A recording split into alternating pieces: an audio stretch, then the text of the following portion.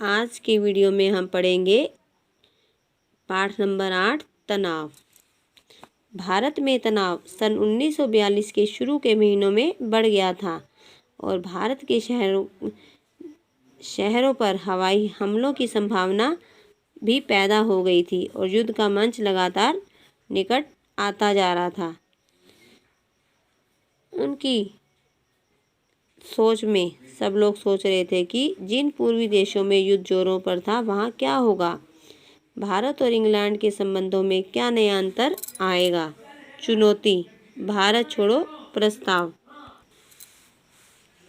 बम्बई में 7 और 8 अगस्त को अखिल भारतीय कांग्रेस कमेटी ने खुली सभा में उस प्रस्ताव पर विचार किया और बहस की जो अब भारत छोड़ो प्रस्ताव नाम से जाना जाता है।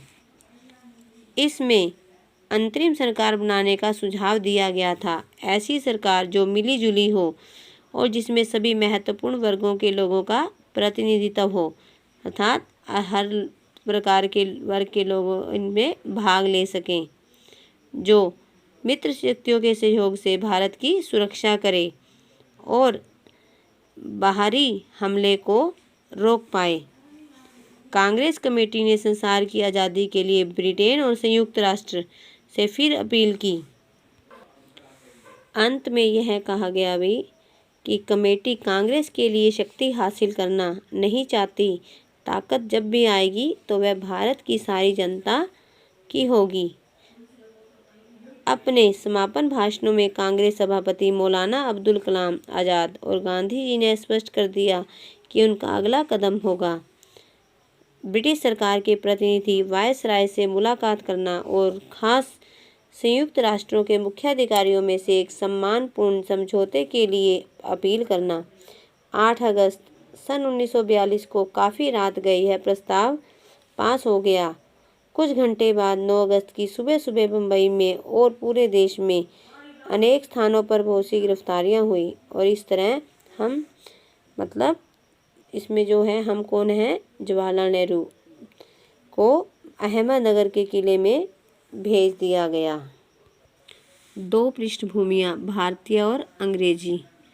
भारत में अगस्त सन 1942 में जो कुछ हुआ वह अचानक घटने वाली घटना नहीं थी। इन सब के पीछे लोगों की व्याप्त भावना थी जो अब ब्रिटिश शासन को सहन नहीं करना चाहती थी। व्यापक उथल पुथल और उसका दमन, जनता की ओर से अचानक असंगठित प्रदर्शन और विस्फोट जिनका अंत हिंसात्मक संघर्ष और तोड़फोड़ में होता था। जबरदस्त और शक्तिशाली हथियारबंद सेनाओं के विरुद्ध भी लगातार चलते रहे, लेकिन सरकार द्वारा की जाने वाली गिरफ्तारियों और उसके बाद अक्सर चलने वाले गोली कांडों ने जनता के क्रोध को और भड़का दिया था। अब वे चुपकर नहीं बैठ सकते थे। मूल रूप से यह एक जन आंदोलन बन चुका था।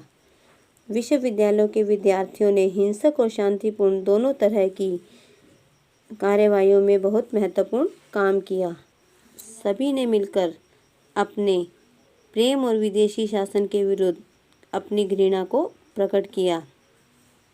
सन 1942 के दंगों में पुलिस और सेना की गोलीबारी से बहुत अधिक लोग मारे गए। बहुत से शहरी और ग्रामीण क्षेत्रों में ब्रिटिश शासन अब खत्म हो गया था और उन हिस्सों पर दोबारा विजय पाने में उन्हें कई दिन और कभी कभी हफ्ते लग गए थे। अगला है हमारा भारत की बीमारी, अकाल। भारत बहुत बीमार था, तन और मन दोनों से।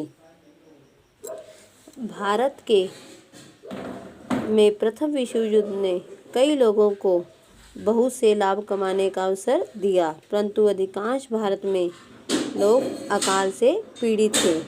इस अकाल का प्रभाव सबसे अधिक बंगाल में पड़ा।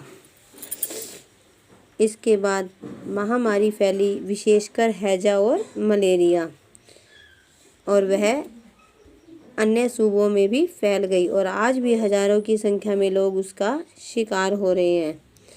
इस अकाल ने ऊपर के थोड़े से लोगों की खुशहाली के जीने आवरण की जो नीचे भारत की जो तस्वीर थी उसे उघाड़ कर रख दिया, मतलब सामने रख दिया। यह तस्वीर ब्रिटिश शासन की बदहाली और बदसूरती की तस्वीर थी। लेकिन कलकत्ता के ऊपरी तबके के 10,000 लोगों के सामाजिक जीवन में कोई परिवर्तन नहीं आया था। वे नाच गाने और दावतों में मस्त थे। उनका जीवन उल्लास से भरा था। अक्सर कहा जाता है कि भारत अंतर्विरोधों का देश है। कुछ लोग धनवान हैं तो बहुत से लोग बहुत निर्धन हैं।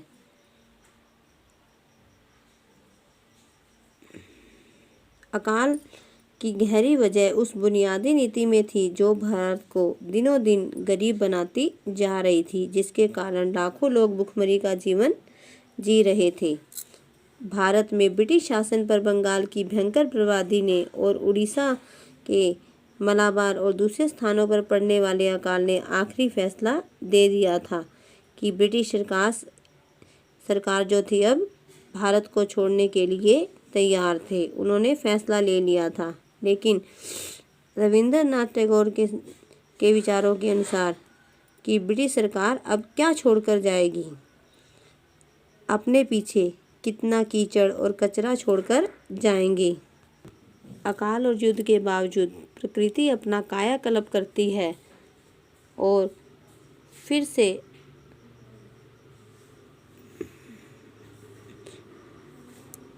फूलों और हरी घास से पृथ्वी को ढक देती है। मनुष्य में के पास भी स्मृति का विलक्षण गुण होता है, जो अपनी स्मृतियों में डूबकर वर्तमान में भी अतीत को देख लेता है। वर्तमान आने वाले कल को आगे बढ़ते रहने की प्रेरणा देता है। कमज़ोर मैदान से भाग जाते हैं, परंतु बाकी लोग मशाल लेकर आगे बढ़ते हैं और कल के मार्गदर्शकों को वह मशाल सौंप देते हैं। आपका लेसन कंप्लीट हो गया है। जो क्वेश्चन बनते हैं आपने राइट करने और लर्न करने हैं।